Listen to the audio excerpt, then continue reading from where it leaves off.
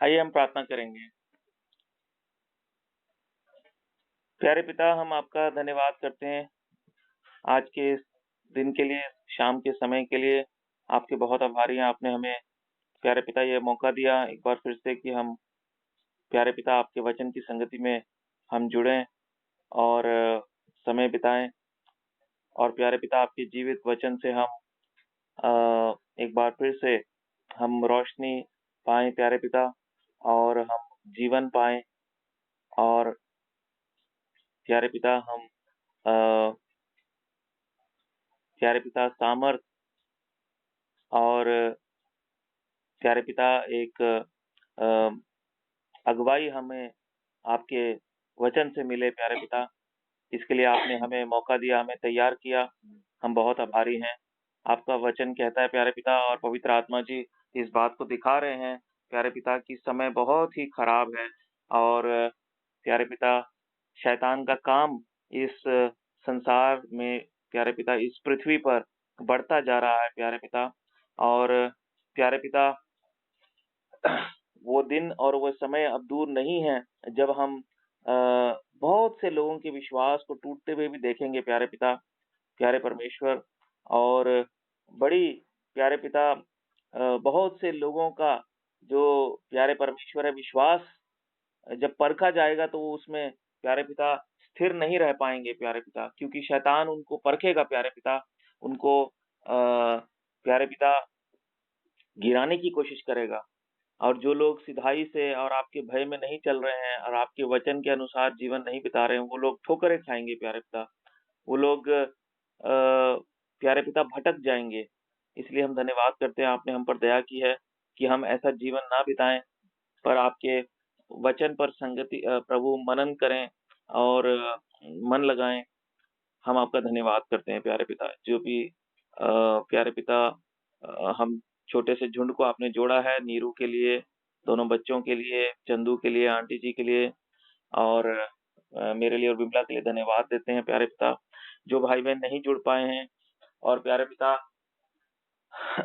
उनके सामने कोई रुकावट है, उन पर दया कीजिए। सोनिया के लिए, किरण के लिए आप दया करें और जो लापरवाही है का जीवन बिता रहे हैं प्यारे पिता आदेश के लिए, सोमा के लिए, प्यारे पिता, जिन्हें भूख नहीं है प्यारे पिता, राम प्रकाश परिवार के लिए प्यारे पिता, हम बहुत ही दुखी हैं जो सुना प्यारे परमेश्वर की कैसे दुष्ट ने उनको बहका दिया है।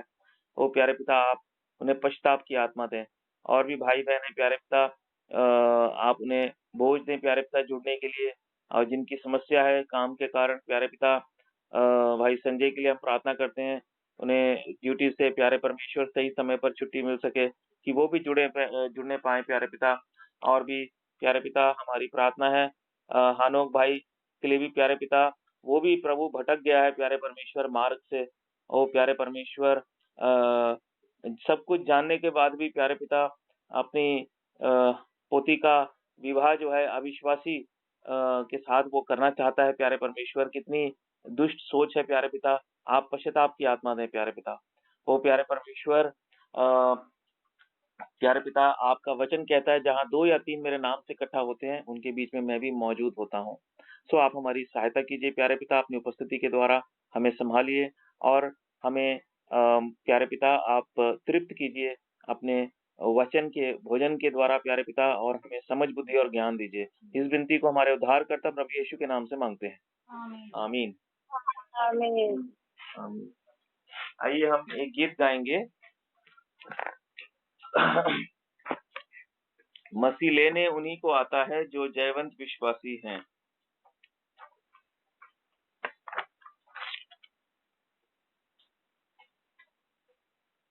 318 नीरू आप देखना आपको मिलेगा मसीह लेने उन्हीं को आता है जो जयवंत विश्वासी हैं। चंदू के पास है किताब? नहीं भैया। अच्छा चलो कोई बात नहीं, आप धीरे धीरे हमारे साथ गाओगे तो सीख जाओगे।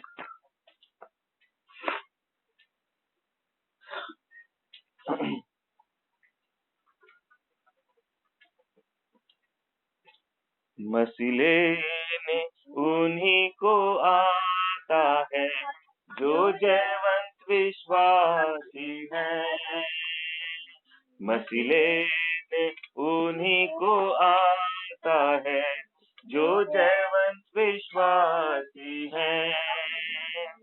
होंगे वारिस सब वस्तु का जो संपूर्ण उसी के हैं। होंगे वारिस सब वस्तु का जो संपूर्ण उसी के हैं। मसीह ने उन्हीं को आता है जो जयवंत विश्वासी हैं। बाट जो उसकी जो होते हैं तैयार सब जो है। बाट जो उसकी जो होते हैं तैयार जो सब जो है। अपना उसको जो प्रिय जानते लेने उन्हीं को आता है। अपना आना उसका जो प्रिय जानते लेने उन्हीं को आता है। मसीह लेने उन्हीं को आता है जो जयवंत। मसीह लेने उन्हीं को आता है जो जयवंत विश्वासी है। यीशु ने चेलों से कहा था आऊंगा फिर से मैं। यीशु ने चेलों से कहा था आऊंगा फिर से मैं। तैयार करके जगह मैं तुमको ले जाऊंगा जहाँ हूँ मैं। तैयार करके जगह मैं तुमको ले जाऊंगा जहाँ हूँ मैं। मसीह लेने उन्हीं को आता है जो जयवंत विश्वासी है। मसीह लेने उन्हीं को आता है जो जयवंत विश्वासी है। जो मसीह के साथ साथ चलते जग से अलग जो है। जो मसीह के साथ साथ चलते जग से अलग जो है। जाते जो रहते और विश्वासियों के ऐसों को लेने आता है। जाते जो रहते और विश्वासियों के ऐसों को लेने आता है। मसीह लेने उन्हीं को आता है जो जयवंत विश्वासी है। मसीह लेने उन्हीं को आता है जो जयवंत विश्वासी है। पलक भर में रूपांतर होंगे बादल में पहुँचेंगे। पलक भर में रूपांतर होंगे बादल में पहुँचेंगे। मिलेंगे प्यार यीशु से जो हमको तैयार करता है। मिलेंगे प्यार यीशु से जो हमको तैयार करता है। मसीह लेने उन्हीं को आता है जो जयवंत विश्वासी है। मसीह लेने उन्हीं को आता है जो जयवंत विश्वासी है। सिद्ध पवित्र निर्दोष बनाकर सन्मुख मिलाएगा। सिद्ध पवित्र निर्दोष बनाकर सन्मुख मिलाएगा। इनाम तब हम सबको इनाम तब हम सब प्रभु से लेंगे। यीशु की यही इच्छा है। इनाम तब हम सब प्रभु से लेंगे। यीशु की यही इच्छा है। मसीह लेने उन्हीं को आता है जो जयवंत विश्वासी है। मसीले में उन्हीं को आता है जो जयवंत विश्वासी है। सदा उसको हम सब भजेंगे और साथ रहेंगे। सदा उसको हम सब भजेंगे और साथ रहेंगे। कैसे अद्भुत दिन तब होंगे हम सब याद करते हैं। कैसे अद्भुत दिन तब होंगे हम सब याद करते हैं। मसीले में उन्हीं को आता है जो जयवंत विश्वासी है। मसीले में उन्हीं को आता है जो जयवंत विश्वासी है। परमेश्वर का धन्यवाद हो इस गीत के लिए। आइए हम आज परमेश्वर के वचन में से कुछ बातों को देखेंगे। हम खोलेंगे मत्ती 7 अध्याय और उसका 13 और 14 वचन हम पढ़ेंगे।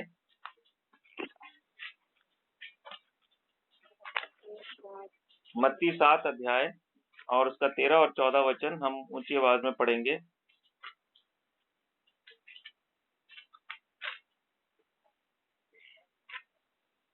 सकेत फाटक से प्रवेश करो, क्योंकि चौड़ा है वह फाटक और सरल है वह मार्ग जो विनाश को पहुंचाता है, और बहुत से हैं जो उससे प्रवेश करते हैं। ध्यान से और ठीक से पढ़िए, गलत शब्द मत बोलिएगा, ठीक है ना। उसमें नहीं है, उससे प्रवेश, है ना।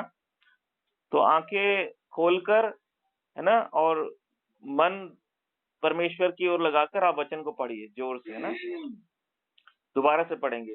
सकेत फाटक से प्रवेश करो, क्योंकि चौड़ा है वह फाटक और सरल है वह मार्ग जो विनाश को पहुंचाता है, और बहुत से हैं जो उससे प्रवेश करते हैं।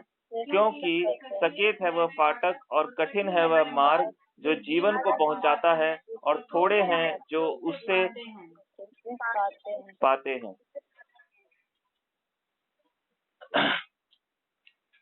आइए हम छोटी सी प्रार्थना करेंगे। प्यारे पिता, हम धन्यवाद करते हैं इस वचन के लिए, और जो आज शाम के लिए विचार आपने हमें दिए हैं। प्यारे पिता, आप हमारी सहायता कीजिए, आपके वचन का हम प्यारे पिता अध्ययन कर सकें। आपके वचन से हम प्यारे पिता कुछ बातों को सीख सकें, हमारी मदद कीजिए। और प्यारे पिता, ये सब प्यारे पिता हमारे लिए अनंत काल के आशीष का कारण बने। इस प्रार्थना को हमारे उद्धारकर्ता प्रभु यीशु के नाम से मांगते हैं। आमीन। आमीन। यहाँ पर हमने प्रभु ने हमें एक आप लोग, है ना, वचन लिखते रहिएगा, लेकिन उस पर टाइम मत वेस्ट करना, वचन को ध्यान से सुनना। तो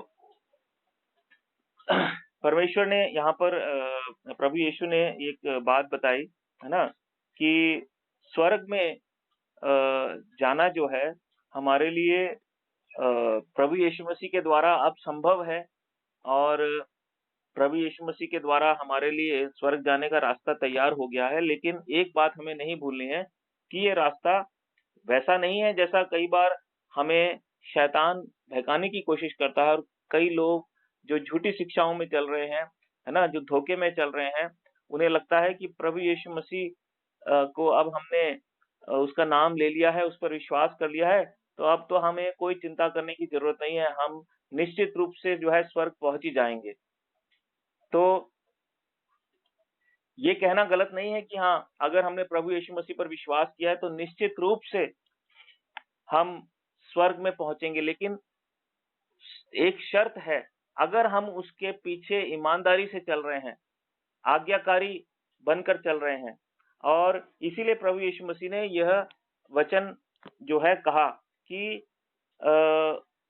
सकेत फाटक से प्रवेश करो। मतलब जो फाटक जो है बहुत चौड़ा नहीं है, बल्कि छोटा सा दरवाजा है। क्योंकि चौड़ा है वो फाटक और सरल है वो मार्ग, है ना? तो एक फाटक की बात है और दूसरी बात क्या है? अ, मार्ग, रास्ता। तो कुल मिलाकर क्या है कि स्वर्ग जाने का जो रास्ता है वो कठिनाइयों से भरा हुआ है। विश्वासी का जीवन अ, हमें ये गलतफ़हमी में नहीं होना चाहिए कि बहुत ही आसानी से हम स्वर्ग पहुँच जाएँगे, ऐसा नहीं है। मुश्किलें आएँगी, लेकिन खुशखबरी क्या है, अच्छी बात क्या है कि अगर प्रभु हमारे साथ है, तो कोई भी चीज़ हमें रोक नहीं सकती है। कैसी भी परेशानी क्यों ना आ जाए हमारे सामने, प्रभु यीशु मसीह हमें जो है वो अ, हमारी सहायता करेगा और हमें इस सफ़र में, इस यात्रा में आगे बढ़ाता जाएगा और हमें स्वर्ग तक जो है पहुँचाएगा और हमें अपने साथ रखेगा। ये उसका वायदा है। तो जैसा हमने आज शाम के समय ये गीत गाया कि प्रभु यीशु मसीह कैसे विश्वासियों को लेने आएगा, जो जयवंत विश्वासी हैं, हारे हुए विश्वासी नहीं, जिन्होंने जय पाई है। कुछ लोग गलत शिक्षाएँ देते हैं कि यदि एक बार हमने प्रभु यीशु मसीह पर विश्वास कर लिया तो हम जय पा चुके हैं और ये गलत शिक्षक हैं। इन शिक्षकों को शैतान ने खड़ा किया है। इनके अंदर शैतान का आत्मा वास करता है और ये लोग बहुत बड़ी मात्रा में इस दुनिया में फैले हुए हैं। चप्पे-चप्पे पर आप देखेंगे ऐसे जो है प्रचारक हैं जो झूठ की शिक्षा दे रहे हैं और बहुत से विश्वासी, है ना? उनके चपेट में, उनके झूठ में आ जाते हैं क्योंकि ये विश्वासी वो हैं जो सिर्फ़ प्रभु यीशु मसीह के पीछे इसलिए इन्होंने चलना शुरू किया कि ये अपनी शरीर की ज़रूरतें पूरा करना चाहते हैं। ये अपने मन की इच्छाओं को पूरा करना चाहते हैं। ये स्वर्ग नहीं जाना चाहते, लेकिन जो स्वर्ग जाना चाहते हैं, उन्हें मालूम है कि हमारे प्रभु ने हमसे क्या कहा है। हमारे प्रभु ने हमसे क्या कहा है कि उस अ अ, जो सकरा फाटक है, जो पतला दरवाज़ा है, जो छोटा दरवाज़ा है ना? या ज़्यादा चौड़ा नहीं है, उससे तुम प्रवेश करना और दूसरी बात क्या है? कहता है सकेत फाटक से प्रवेश करो क्योंकि चौड़ा है वह फाटक और सरल है वह मार्ग जो विनाश को पहुँचाता है और बहुत से हैं जो उससे प्रवेश करते हैं। क्योंकि सकेत है वह फाटक और कठिन है वह मार्ग जो जीवन को पहुँचाता है और थोड़े हैं जो उसे पाते हैं। तो प्रभु की हमारे लिए क्या आज्ञा है कि हम सकेत फाटक से प्रवेश करके उस सकेत मार्ग से, जो कठिनाइयों से भरा हुआ है, उससे जाने के लिए हम तैयार हो जाएँ और डरे ना क्योंकि परमेश्वर हमारे साथ है। जो व्यक्ति इस सच्चाई को नहीं जानता है और कहता है मैं प्रभु यीशु मसीह पर विश्वास करता हूँ, वो बिल्कुल झूठा व्यक्ति है। वो प्रभु यीशु मसीह से कोई आशीष नहीं पाने वाला है। जो स्वर्गीय आशीषें हैं, वो उसको नहीं मिलेंगी, है ना? देखिए एक वचन हम पढ़ लेते हैं। मत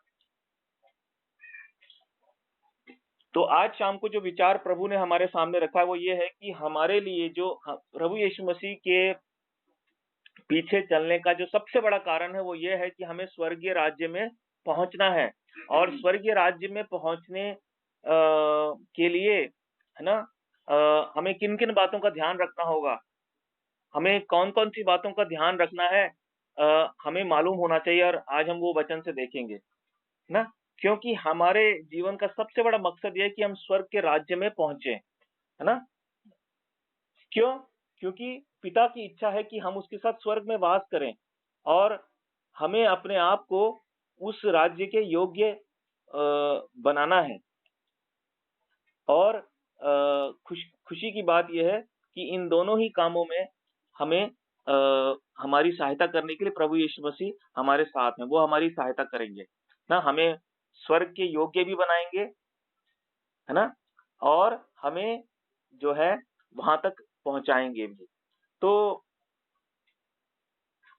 हाँ, स्वर्ग के राज्य में जाना हमारे लिए कितना ज़रूरी है हम देखते हैं मत्ती के 18 अध्याय में। जल्दी-जल्दी से हम खोल लेते हैं जिससे कि मत्ती 18 अध्याय और उसका 8 और 9 पद हम पढ़ेंगे मिलकर। यदि तेरा हाथ या तेरा पाँव तुझे ठोकर खिलाए तो उसे काट कर फेंक दे। टुंडा या लंगड़ा होकर जीवन में प्रवेश करना तेरे लिए इससे भला है कि 2 हाथ या 2 पाँव रहते हुए तू अनंत आग में डाला जाए। यदि तेरी आँख तुझे ठोकर खिलाए तो उसे निकाल कर फेंक दे। काना होकर जीवन में प्रवेश करना तेरे लिए इससे भला है कि 2 आँख रहते हुए तू नरक की आग में डाला जाए।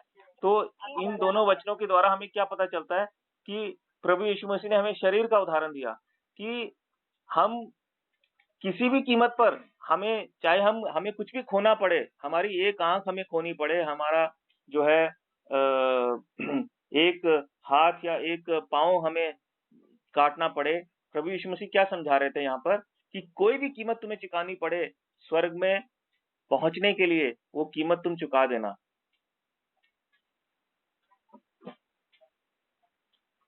दूसरे शब्दों में, यदि कैसी भी रुकावट आए, है ना, कोई भी चीज तुम्हें रोकने की कोशिश करे, तुम उस रुकावट को पार करना, है ना, क्योंकि स्वर्ग में पहुंचना तुम्हारे लिए बहुत ही महत्वपूर्ण है। अगर हम ये कहें कि प्रभु यीशु मसीह ही हमें पहुंचा देगा, तो प्रभु यीशु मसीह ने फिर ये उदाहरण क्यों दिया?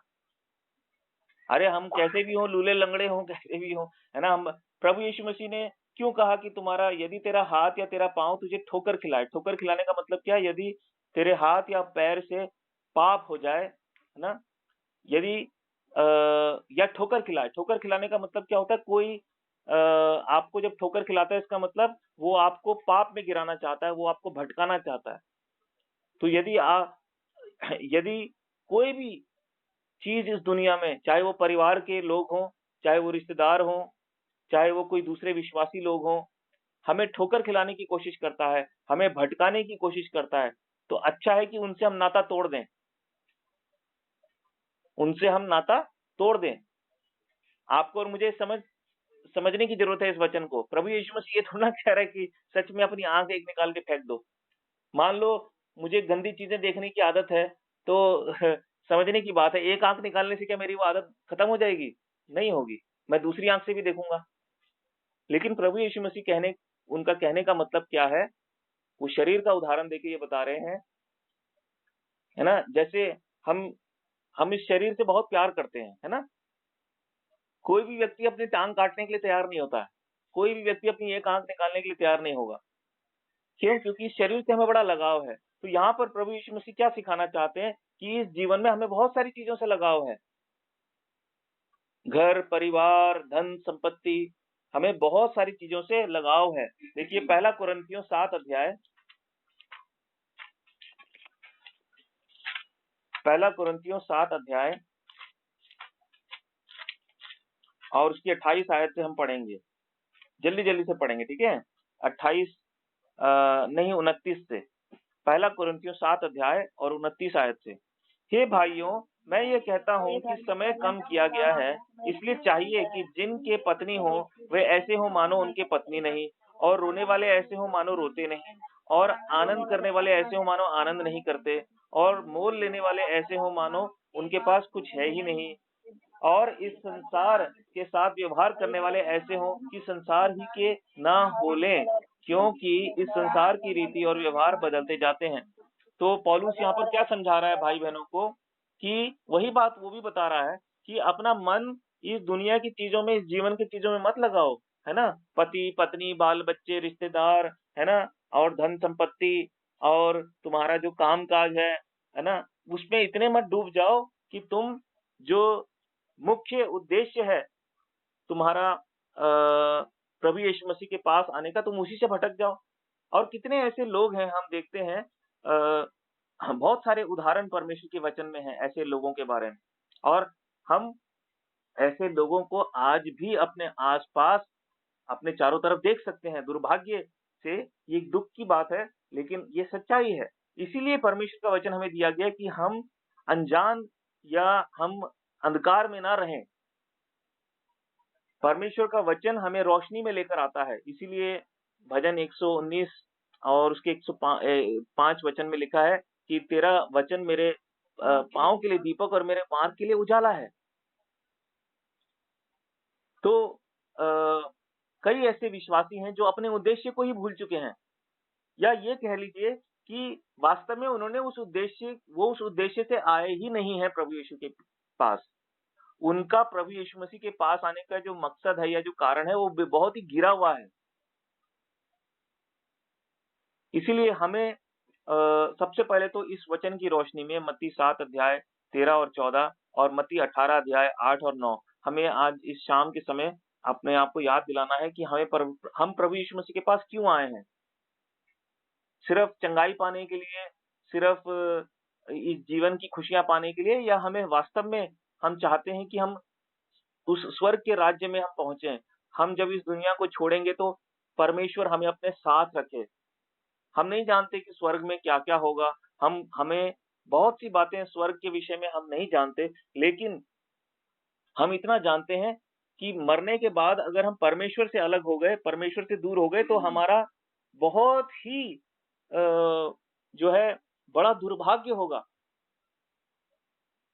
इस जीवन के दुख, हम एक गाना गाते हैं ना, सिय्योन देश हमारा वो देश, रहते हैं हम परदेश, जाएंगे हम अपने देश। और इस गाने में एक पंक्ति एक जगह है कि यहाँ के दुखों का क्या है, अंत होगा, है ना, और वहां के अंत ना होगा। लेकिन अगर आप उस पंक्ति को ध्यान से समझोगे तो उसमें एक चीज हमें समझ में आती है कि अ, अगर हम कहें यहाँ के दुखों का तो अंत हो जाएगा, है ना, थोड़े टाइम के हैं, लेकिन वहां के दुखों का कोई अंत नहीं होगा। स्वर्ग कहाँ के, नरक के,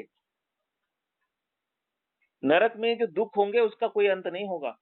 जिस तरीके से यहाँ यहाँ तो दुख चलो थोड़े दिनों के होते हैं, इसलिए अगर हम परमेश्वर से दूर हो गए, नरक क्या है, परमेश्वर से दूर हो जाना, तो हमारे दुखों का फिर कोई अंत नहीं हो सकता। यहाँ के दुख तो चलो किसी न किसी दिन, किसी न किसी तरह से, है ना, एक दिन ये शरीर ही खत्म हो जाएगा, तो ये दुख हमें हमें नहीं पता इस शरीर के खत्म होने के बाद कैसा अनुभव होता है।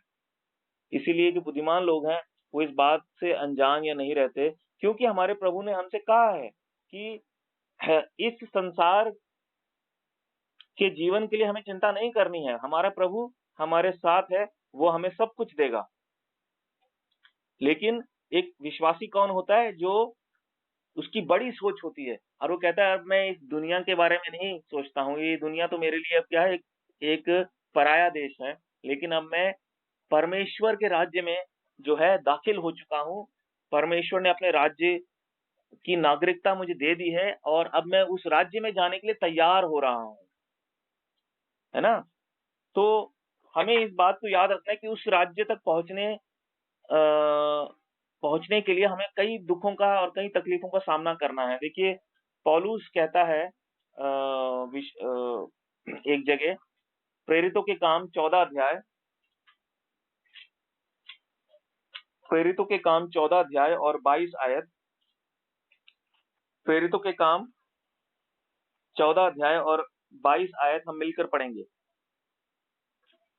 और चेलों के मन को स्थिर करते रहे और यह उपदेश देते थे कि विश्वास में बने रहो, और यह कहते थे हमें बड़े क्लेश उठाकर परमेश्वर के राज्य में प्रवेश करना होगा, है ना?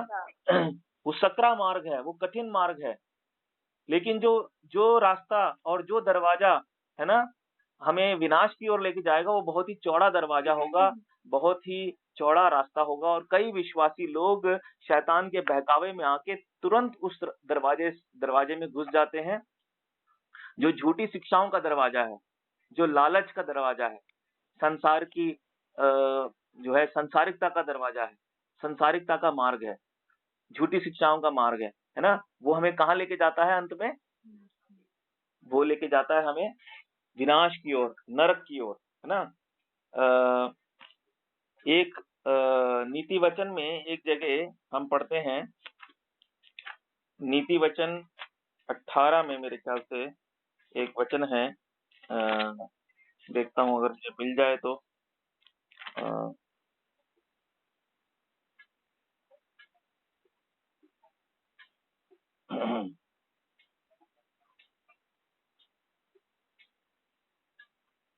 हम्म,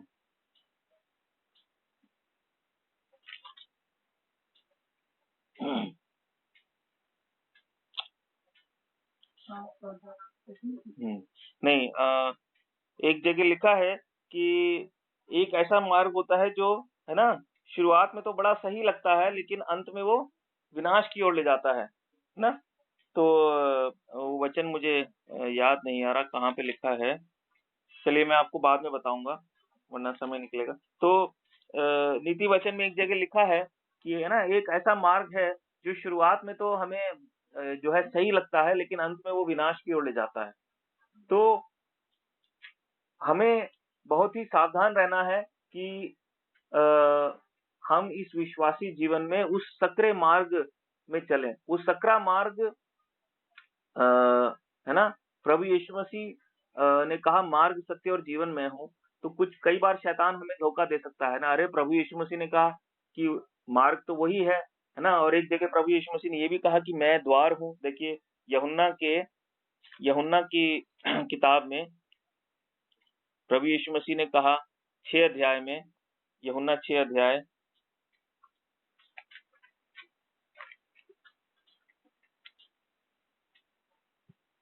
अ,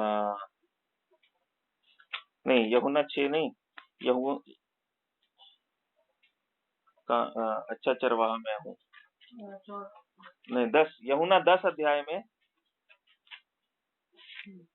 यूहन्ना 10 अध्याय में और उसका 7 वचन, यूहन्ना 10 का 7 पढ़िए। तब यीशु ने उनसे फिर कहा, मैं तुमसे सच सच कहता हूँ, भेड़ों का द्वार मैं हूँ।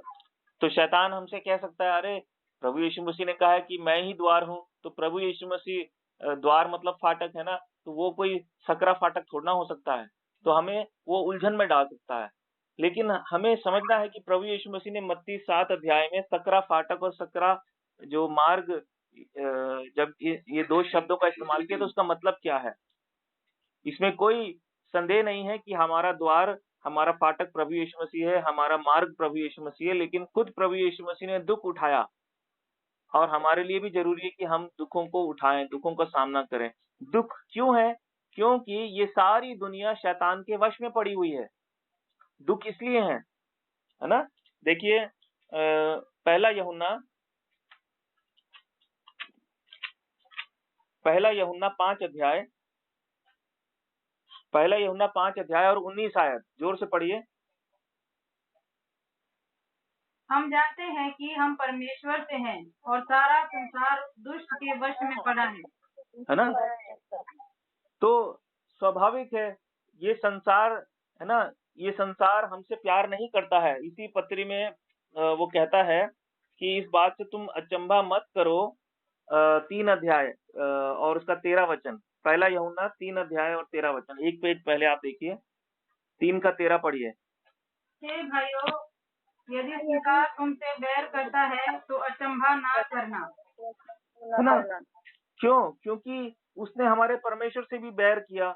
ये संसार परमेश्वर से प्यार नहीं करता है। अगर परमेश्वर से प्यार करता ये संसार, तो प्रभु यीशु मसीह को क्रूस पर नहीं चढ़ाया गया होता।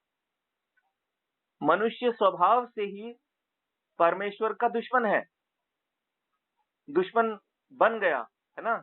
लेकिन परमेश्वर के प्रेम ने, है ना, हमें फिर से अपनी ओर खींच लिया। किन लोगों को?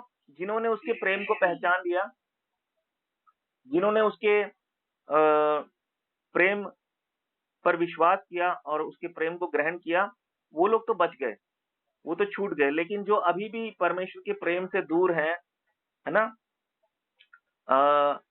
वो खतरे में है ना? वो क्या है? वो खतरे में है। देखिए इसी वचन के आगे वाला वचन क्या कहता है? हम जानते हैं कि हम मृत्यु से पार होकर जीवन में पहुंचे हैं, क्योंकि हम भाइयों से प्रेम रखते हैं। जो प्रेम नहीं रखता वह मृत्यु की दशा में रहता है, वो अभी भी मरा हुआ है, उसका उद्धार नहीं हुआ है, जो प्रेम नहीं रखता। तो प्रभु यीशु मसीह इस दुनिया में इसलिए आया कि हमें सबसे पहले हमारी मरी हुई दशा से वो बाहर निकालकर हमारे हमारे जो पाप हैं उनसे हमें छुड़ाकर हमें एक नया मनुष्य बनाए, हमें स्वर्ग राज्य के योग्य बनाए, है ना? और हमें स्वर्गीय राज्य में लेकर जाए। तो इसीलिए प्रभु यीशु मसीह ने हमें बता दिया कि स्वर्ग राज्य जाना हमारे लिए बहुत ज़रूरी है, चाहे कोई भी कीमत चुकानी पड़े। और स्वर्ग के राज्य में प्रवेश करने के लिए हमें बहुत सारे दुखों का भी सामना करना पड़ेगा। और इस बात को भी याद रखना पड़ेगा कि जो ये विश्वासी जीवन है, ये एक कठिन रास्ता है ना? ये कोई चौड़ा जो है रास्ता नहीं है जिसमें हम, है ना, ऐश और आराम की ज़िंदगी, सुख विलास की ज़िंदगी हम जीते हुए हम स्वर्ग पहुँच जाएँगे। और कई विश्वासी लोग इस धोखे में हैं, है ना? वो सिर्फ़ सांसारिक आशीषें पाकर बहुत खुश हैं कि हाँ, परमेश्वर आपने हमें अच्छा घर बना दिया हमारे लिए। वास्तव में उन कई कई बार तो हम ये भी देखते हैं, एक दिन उनको पता चलेगा कि जो सांसारिक आशीषें उनके पास हैं, वो परमेश्वर ने नहीं उनको दी, प्रभु यीशु मसीह ने उनको नहीं दी हैं, वो शैतान ने उनको दी हैं। क्योंकि खुद हम देखते हैं मत्ती के 4 अध्याय में, जब शैतान ने प्रभु यीशु मसीह की परीक्षा की, तो शैतान प्रभु यीशु मसीह को भी यही लालच दे रहा था कि मैं तुझे संसार का सारा वैभव, सारी सुख सुविधाएं, सब चीजें दे दूंगा। इसका मतलब क्या है कि शैतान हम में से किसी को भी जो है ना, परमेश्वर का रूप धारण करके, एक स्वर्ग दूत का रूप धारण करके बेवकूफ बना सकता है। इसलिए हमें उसके धोखे में नहीं आना है और हमें हमेशा सावधानी से चलना है इस विश्वास के जीवन में। तो आज हम देखेंगे कुछ बातों को कि 3 तरह के लोग हैं, जो 3 तरह के विश्वासी हैं, जो लोग स्वर्ग के राज्य में प्रवेश करने से चूक सकते हैं। जैसा वचन में हम देखते हैं, तो पहला उदाहरण हम देखेंगे मत्ती 24 अध्याय में। 3 तरह के विश्वासी होते हैं जो लोग चूक जाएंगे, है ना?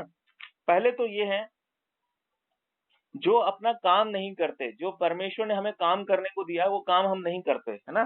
तो वो काम भी हम देखेंगे, हमें क्या-क्या काम करने हैं। लेकिन आप पढ़िए मत्ती 24 अध्याय और उसके 45 वचन से। मत्ती 24 अध्याय और 45 वचन। अतः वह विश्वास योग्य और बुद्धिमान दास कौन है, जिसे स्वामी ने अपने नौकर चाकरों पर सरदार ठहराया कि समय पर उन्हें भोजन दे। धन्य है वह दास जिसे उसका स्वामी आकर ऐसा ही करते पाए। मैं तुमसे सच कहता हूँ, वह उसे अपनी सारी संपत्ति पर अधिकारी ठहराएगा। परंतु यदि वह दुष्ट दास सोचने लगे कि मेरे स्वामी के आने में देर है, और अपने साथी दासों को पीटने लगे और पियक्कड़ों के साथ खाए पिए, तो उस दास का स्वामी ऐसे दिन आएगा जब वह उसकी बाट ना जोता हो, और ऐसी घड़ी जिसे वह ना जानता हो। तब वह उसे भारी ताड़ना देगा और उसका भाग कपटियों के साथ ठहराएगा। वहाँ रोना और दांत पीसना होगा। तो इस कहानी के द्वारा प्रभु यीशु मसीह वास्तव में उन विश्वासियों की बात कर रहे हैं, जो विश्वासी, है ना, अपनी बुलाहट को नहीं समझते। जैसा हमने पिछले जो है बुधवार को हमने पढ़ा, जो है अध्ययन किया था, मनन किया था कि हमारी बुलाहट क्या है, हमें मालूम होना चाहिए, है ना? परमेश्वर ने हमें किस मकसद के लिए बुलाया है, हमें कुछ काम भी दिया है परमेश्वर ने करने के लिए ना। वो काम क्या है, हम जल्दी से देखते हैं। कुछ वचनों को आप खोलिए मेरे साथ, यूहन्ना 6 अध्याय और उसकी 29 आयत। यूहन्ना 6 और उसकी 29 आयत आप लिख सकते हैं इन वचनों को, जिससे कि बाद में आप फिर से इन पर मनन करना। यूहन्ना 6 का 29 पढ़िए।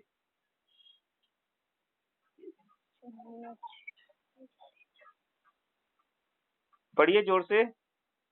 यीशु ने उन्हें उत्तर दिया, परमेश्वर का कार्य ये है कि तुम उस पर जिसे उसने भेजा है विश्वास करो। ना, विश्वास करने का मतलब क्या है कि विश्वास में हमें विश्वास करना ही नहीं है, विश्वास में बने रहना है ना? विश्वास में हमें बने रहना है। देखिए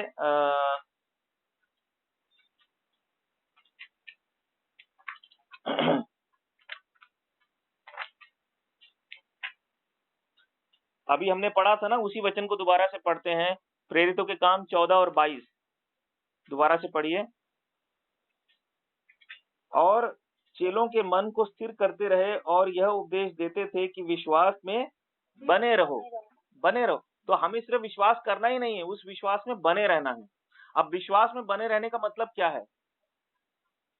कोई व्यक्ति ये नहीं कह सकता कि मैं विश्वास में बना हूँ, लेकिन मैं इस बात की कोई चिंता नहीं करता कि मुझे, है ना, मेरा चाल-चलन क्या है, मुझे क्या फैसले लेने हैं, मुझे क्या करना है, क्या नहीं करना है, ये सब मैं नहीं सोचता हूँ। बस मेरा इतना विश्वास है कि प्रभु यीशु मसीह परमेश्वर है, परमेश्वर का बेटा है, मेरे पापों के लिए मरा। मैं विश्वास तो करता हूँ, लेकिन मैं अपने आप को जाँचता नहीं हूँ। मैं देखता नहीं हूँ कि मेरा जीवन कैसा है। मैं अपने आप को बिल्कुल भी नहीं इस बात की चिंता करता हूँ कि मेरे अंदर कोई पाप है या नहीं, मेरे जीवन में परमेश्वर के स्वभाव है कि नहीं, मेरा चाल-चलन कैसा है, मेरे अंदर प्रेम है कि नहीं, मैं कैसे काम कर रहा हूँ, मैं कैसा व्यवहार करता हूँ, लोगों के साथ कैसे मैं जो है पेश आता हूँ। अगर कोई व्यक्ति कह रहा है कि मैं विश्वास करता हूँ, लेकिन उसके जीवन में ये सब बातें भी हैं, ये सब लापरवाहियाँ हैं, तो इसका मतलब उसका विश्वास मरा हुआ है, वो झूठा है और वो पकड़ा जाएगा। जब स्वर्ग में स्वर्ग के दरवाजे तक पहुँचेगा तो वहाँ पर उसको, वहाँ तक पहुँचने से पहले ही उसको परमेश्वर के जो स्वर्गदूत हैं, वो पकड़ लेंगे। तो हम देखते हैं, पहला हमने देखा यूहन्ना 6:29 कि परमेश्वर का कार्य क्या है कि तुम उसके पुत्र प्रभु यीशु मसीह पर विश्वास करो। और दूसरी बात हमने देखा पत पौलुस के उस वचन के द्वारा हमें परमेश्वर का आत्मा क्या बताता है, पवित्र आत्मा जी बताते हैं कि हमें विश्वास में बने भी रहना है, और भी कई वचनों के द्वारा हम इस बात को समझते हैं। दूसरी बात, अ, विश्वास के साथ-साथ क्या है, विश्वास जिसके अंदर होता है उसके अंदर परमेश्वर का प्रेम होना भी ज़रूरी है। देखिए पहला यूहन्ना और उसका 2 अध्याय और उसके 28 वचन। पहला यूहन्ना 2 अध्याय 28 वचन लिखा है, अतः हे बालकों उसमें बने रहो कि जब वह प्रकट हो तो हमें हियाव हो और हम उसके आने पर उसके सामने लज्जित ना हो। तो अब यहाँ पर जो शब्द है बने रहो, है ना? तो मैं थोड़ा-सा इसको और सरल बना के बताता हूँ। हमें 4 बातों को ध्यान रखना है, ध्यान से सुनना है और आप लिख भी लो। हमें बने रहना है, हमें बदलते जाना है, हमें बढ़ते जाना है और हमें जाँचते रहना है। फिर से मैं लिखता हूँ, है ना? बोलता हूँ। हमें बने रहना है ना? हमें बदलते जाना है, हमें बढ़ते जाना है और हमें जाँचते रहना है।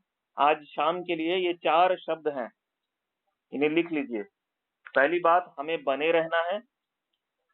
दूसरी बात, हमें बदलते जाना है, तो शॉर्ट में लिख लीजिए, बाद में उसको बड़ा करके लिखना।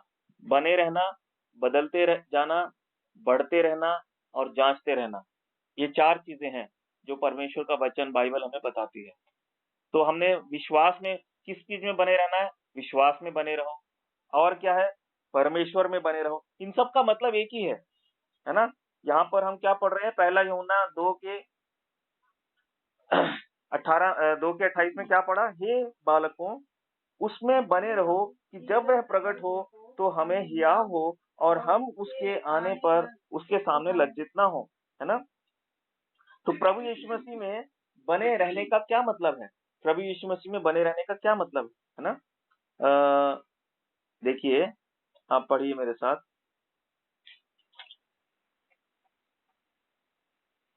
हुँ।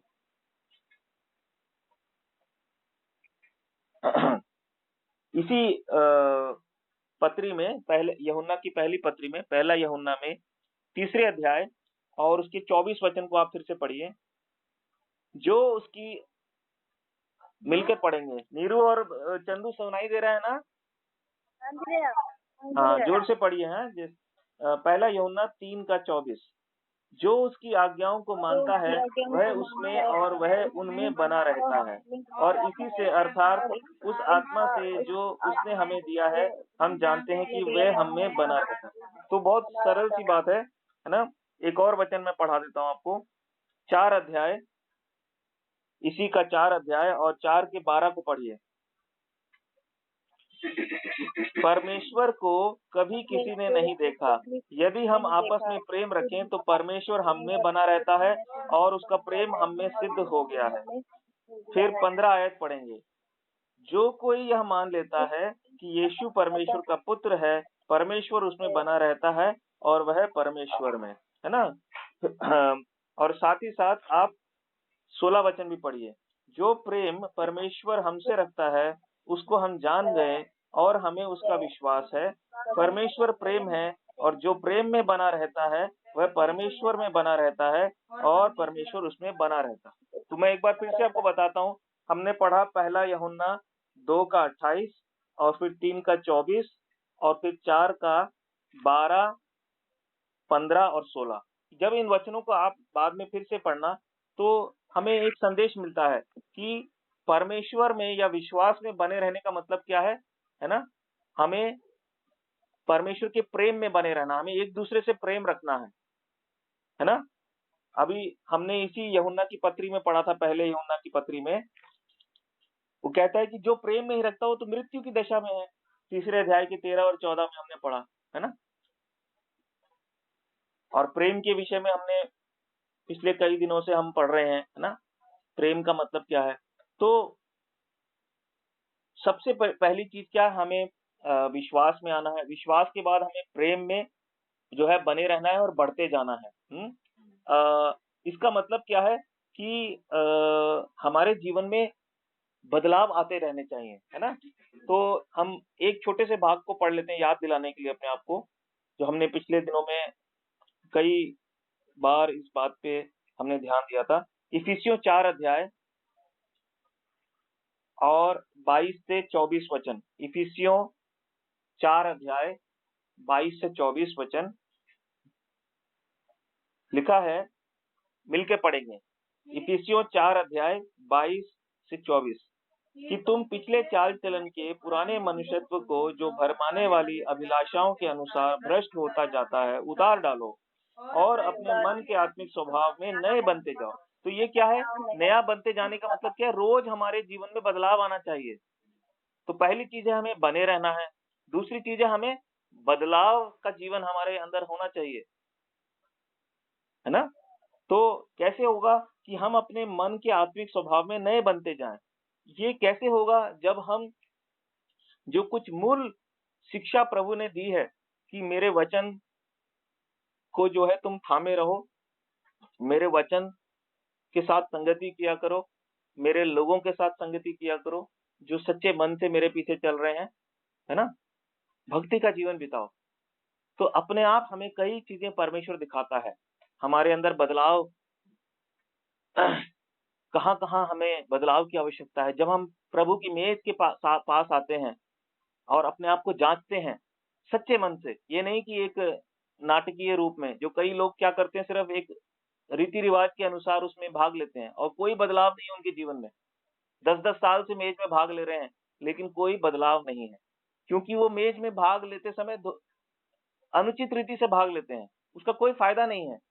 और कई ऐसे भी लोग हैं जो बहुत बुद्धिमान अपने आप को समझते हैं।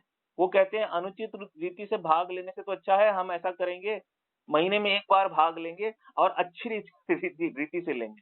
उनको भी बहुत बड़ी गलतफ़हमी है। दोनों ही बातें गलत हैं। सिर्फ़ एक ही बात सही है कि हम निरंतर अपने आप को जाँचते रहें। तो पहली बात है हमें बने रहना है, उसके प्रेम में बने रहना है, विश्वास में बने रहना है ना? जो भी बातें हमें प्रभु की ओर से मिली हैं उसमें बने रहना है। दूसरी बात है हमारे अंदर बदलाव आते रहना चाहिए।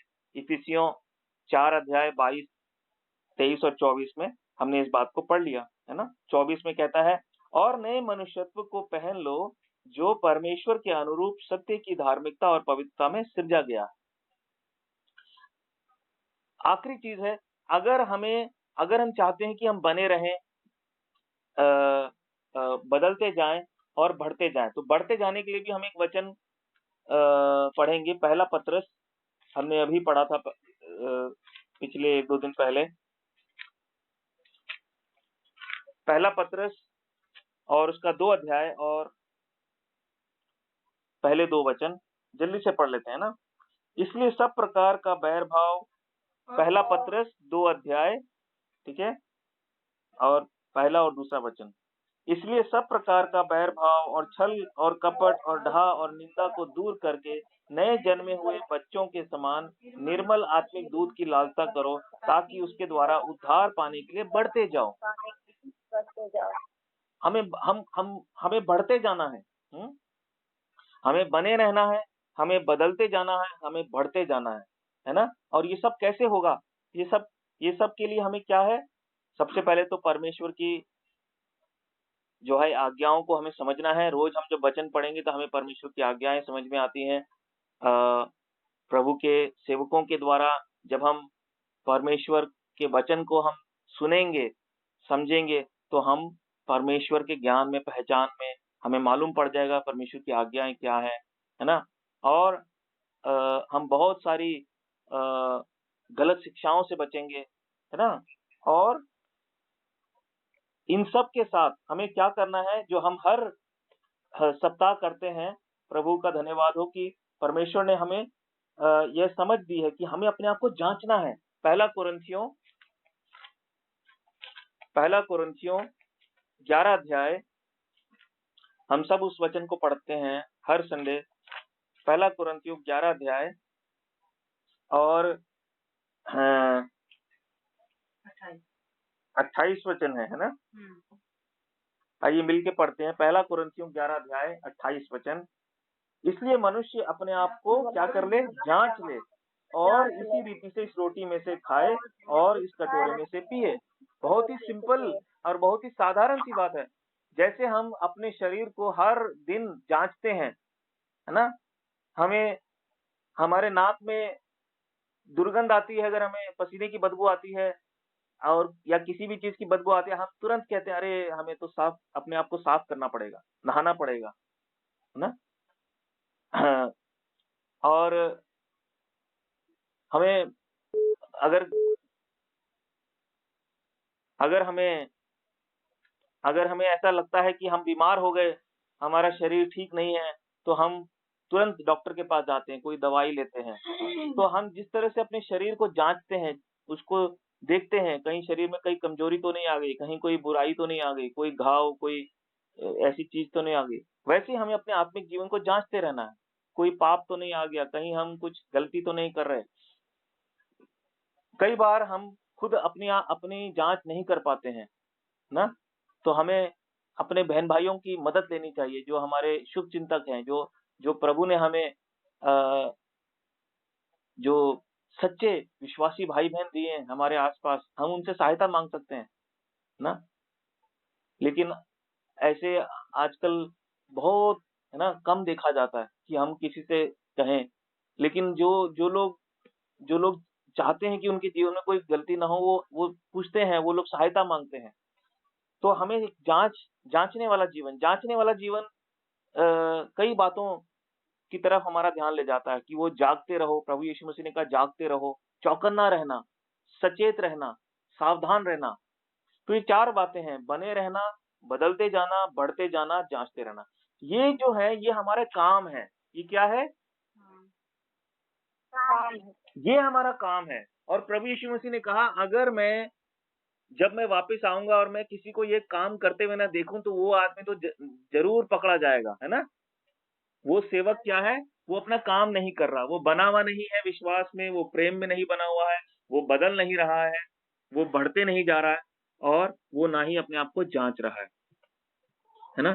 तो ये तो है पहला उदाहरण। दूसरा उदाहरण क्या है? हम देखते हैं, समय ज़्यादा नहीं है इसलिए मैं सिर्फ थोड़ा-सा बताऊँगा और फिर हम प्रभु ने चाहा तो अगले हफ्ते हम इसको पूरा करेंगे। तो पहला तो उदाहरण है ऐसे विश्वासी जो अपना काम नहीं कर रहे, है ना?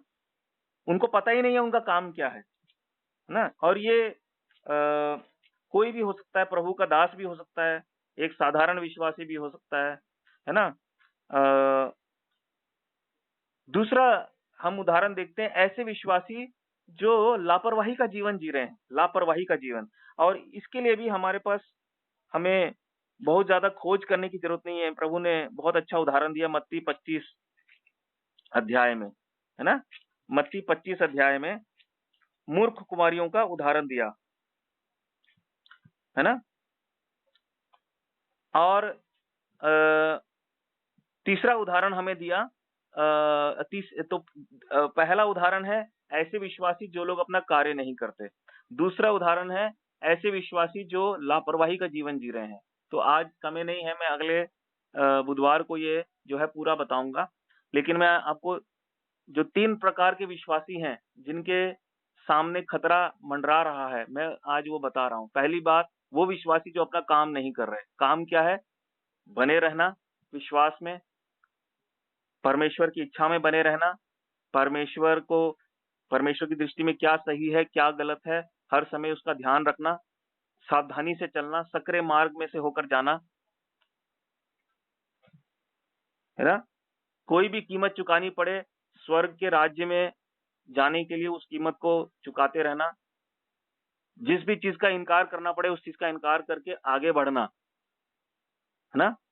तो आपको क्या लगता है स्वर्ग के राज्य में पहुँचने के लिए, है ना? शैतान हमारे लिए खुद रास्ता बनाएगा, अरे रे शौक से जाओ, नहीं, वो तो हर एक कदम पर, है ना, एक दीवार बनकर खड़ा हो जाएगा सामने। हमें परमेश्वर की सहायता से उस दीवार को तोड़ना है और परमेश्वर ने कहा है कि मैं है ना? परमेश्वर का वचन क्या कहता है कि हम देखिए, एक वचन मैं आपको पढ़ा देता हूँ। हम शैतान का मुकाबला कर सकते हैं क्योंकि शैतान जो है वो परमेश्वर से बड़ा नहीं है, ना? वचन मैं बाद में पढ़ाऊँगा वरना भटक जाएँगे। तो मेरे कहने का मतलब ये है कि परमेश्वर हमसे ये बात कह रहा है कि रुकावटें आएँगी लेकिन ये सोचकर तुम डर मत जाओ। उन सब रुकावटों को तुम मेरे नाम से दूर कर सकते हो। अगर तुम मेरे प्रति वफादार हो और मुझ पर सच्चा विश्वास करते हो, सच्चा विश्वास, तो तुम्हें पता भी नहीं चलेगा शैतान कैसे भागेगा तुम्हारे से। चलो अगर आपको याद रखना है तो वही वचन मैं आपको जो मैंने पिछले कुछ दिनों में कई बार मैंने आपको बताया कि याकूब 4 अध्याय और 7 में क्या लिखा है कि अम, इसलिए परमेश्वर के अधीन हो जाओ। खोलने की जरूरत नहीं है, है ना? अब आप लोग बड़े हो गए हैं, प्रभु में बढ़ रहे हैं, तो आपको वचन याद रखना चाहिए, है ना? क्या लिखा है? इसलिए परमेश्वर के अधीन हो जाओ और शैतान का सामना करो तो वो भाग जाएगा, वो तुम्हारे निकट से भाग निकलेगा।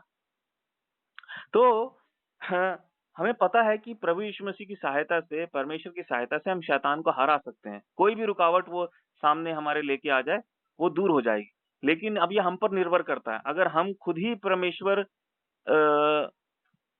के साथ हम ईमानदार नहीं है, विश्वास योग्य नहीं है, तो शैतान को हम कैसे हरा सकते हैं? तो हाँ, हमें बने रहना है, हमें बदलते जाना है, हमारे जीवन में बदलाव होना चाहिए। अगर हमारे जीवन में बदलाव ही नहीं है, हम वैसे ही हैं जैसे हम पहले थे, हम वैसे ही हठीले लोग हैं, गुस्सा करने वाले हैं, आलसी हैं, निकम्मे हैं, निर्बुद्धि हैं, तो फिर कैसे हम प्रवेश कर सकेंगे? कैसे हम प्रवेश कर सकेंगे? तो पहली चीज़ है हमें अपना काम करना है, दूसरी चीज़ है हमें लापरवाह नहीं रहना है और तीसरी चीज़ है हमें जयवंत होना है। कौन विश्वासी प्रवेश नहीं कर पाएँगे? जो जयवंत नहीं हुए, ना? तो उसके विषय में हम पढ़ेंगे। ये जो बाकी के 2 अ मैंने आपको उदाहरण बताए। पहला उदाहरण जो अपना कार्य नहीं कर रहे। दूसरी बात जो लोग लापरवाह हैं। तीसरी बात जो लोग जयवंत नहीं हुए। तो इस विषय में मैं और बातें बताऊँगा, परमेश्वर ने चाहा तो अगले हफ्ते हम इन बातों पर जो है मनन करेंगे और परमेश्वर के वचन के अनुसार हम अपने आप को तैयार करें। परमेश्वर चाहता है कि हम अपने आप को तैयार करें उससे फिर से मिलने के लिए और उसके राज्य में प्रवेश करने के लिए। ये सबसे पहला लक्ष्य है और जो इस लक्ष्य के अनुसार जीवन बिताएगा, परमेश्वर उसको सब आशीषें देगा। उसे किसी भी चीज़ के लिए चिंता करने की ज़रूरत नहीं है, है ना? क्योंकि हाँ, उसका लक्ष्य है स्वर्ग राज्य में प्रवेश करना, है ना? आइए हम प्रार्थना करें। प्यारे पिता, आपका धन्यवाद हो। आपने हमें ये सुंदर समय दिया और हमारी सहायता की कि कुछ वचनों पर हम ध्यान मनन कर सके। प्यारे पिता, हम आपसे प्रार्थना करते हैं, आप हमारी समझ को बढ़ाइए प्यारे पिता और हमारी सहायता कीजिए प्यारे पिता कि पवित्र आत्मा जी की अगुवाई में होकर हम प्यारे परमेश्वर इन वचनों के द्वारा आपकी आवाज़, आपके विचारों को जान सकें। आप हमसे क्या कह रहे हैं प्यारे पिता, हम समझ सकें प्यारे पिता। धन्यवाद करते हैं आपने हमारे सामने विचार रखे कि हमें स्वर्गीय राज्य के लिए प्यारे परमेश्वर आपने चुना है और आप चाहते हैं कि हम भली-भाँति समझ लें कि इस राज्य में पहुँचने के लिए प्यारे पिता अभी हम स्वर्गीय राज्य में पहुँचे नहीं हैं, लेकिन हमें वहाँ की नागरिकता मिली है, क्योंकि हमने आपके पुत्र और सच्चे परमेश्वर पर विश्वास किया है। हमने अपने पापों से मन फिरा लिया है, इसलिए हमें वहाँ की नागरिकता मिल गई है। हमें स्वर्ग राज्य में जाने का आश्वासन मिल गया है, लेकिन हमें अपनी इस यात्रा को पूरा करना है। कई विश्वासी लोग शैतान के झूठ में आकर प्यारे पिता इस लापरवाही में और इस गलतफ़हमी में जीवन बिता रहे हैं कि चाहे अब कुछ भी हो जाए, वो तो स्वर्ग राज्य में पहुँचकर ही रहेंगे। लेकिन वो भूल गए हैं कि प्यारे परमेश्वर आप हम सबको परखेंगे प्यारे पिता और आप हमारे जीवन को हर दिन परखते भी हैं। लेकिन जब आपके न्याय का दिन आएगा, प्यारे परमेश्वर आप हमारे जीवन का प्यारे पिता बहुत ही बारीकी से आप हमारे जीवन को परख कर देखेंगे। और प्यारे पिता आप तो पहले से ही जानते हैं कि हर एक मनुष्य का जीवन कैसा है प्यारे पिता। आपने कहा मैं हर एक को उसके काम के अनुसार बदला दूँगा। प्यारे पिता इसलिए आप चाहते हैं कि हम लापरवाह होकर ना रहें, हम अपना काम करते रहें क्योंकि प्यारे परमेश्वर पौलुस कहता है प्यारे पिता अपनी पत्री में फिलिपियों के दूसरे अध्याय और शायद उसकी 12 वचन में कि तुम अपने उद्धार का काम करते जाओ। हमें अपने काम को करना है प्यारे पिता। हमें बने रहना है, हमें बदलते जाना है, हमें बढ़ते जाना है, हमें अपने आप को जाँचते रहना है। और प्यारे पिता, प्यारे परमेश्वर हमें इस बात का भी ध्यान रखना है कि हम लापरवाह ना बने। हमें इस बात का भी ध्यान रखना है प्यारे पिता कि हम प्यारे परमेश्वर हम चूक ना जाएँ प्यारे परमेश्वर, बल्कि हम जयवंत बने प्यारे पिता। ओ प्यारे पिता, इन विषयों को आपने हमारे सामने रखा, इन विचारों को आपने हमारे सामने रखा। जितने भी वचनों के द्वारा प्यारे पिता आपने हमें ये बातें समझाई, हमारी सहायता कीजिए, उन वचनों को हम और ध्यान से पढ़ सकें प्यारे परमेश्वर। प्रार्थना पूर्वक इस विषय में हम आपसे और सीख सकें।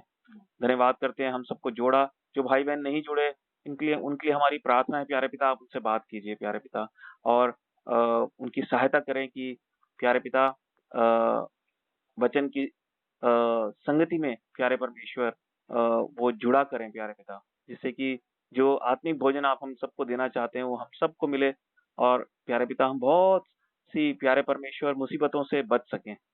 हमारी इस प्रार्थना को सुनिए, धन्यवाद के साथ माँगते प्रभु यीशु के नाम से, आमीन। आमीन। सबको जय मसीह की। जय जय मसीह। मसीह। चलिए प्रभु का धन्यवाद हो आज की संगति के लिए।